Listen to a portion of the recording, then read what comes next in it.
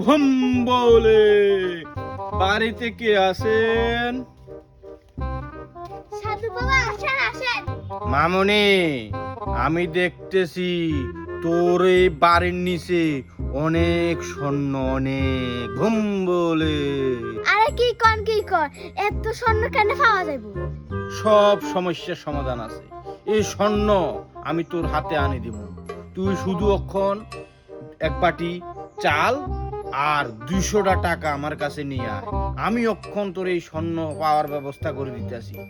আচ্ছা আচ্ছা।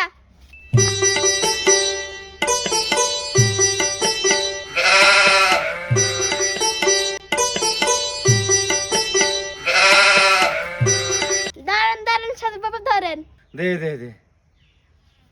হ্যাঁ? ও নো! ওমা, তোরে কইলাম এক বাটি চাল আর লগে 200 টাকা আনতি, তুই শুধু চাল আনছস। টাকা ছাড়া তো কাজ হইতো না মা। আরে টাকা তো চালের নিচে আছে।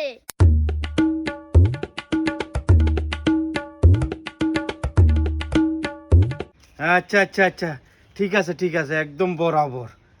আর বাড়ির নিচে স্বর্ণ দেখিয়ে আছেন, চালের নিচে টাকা দেখান না গিল্লাই।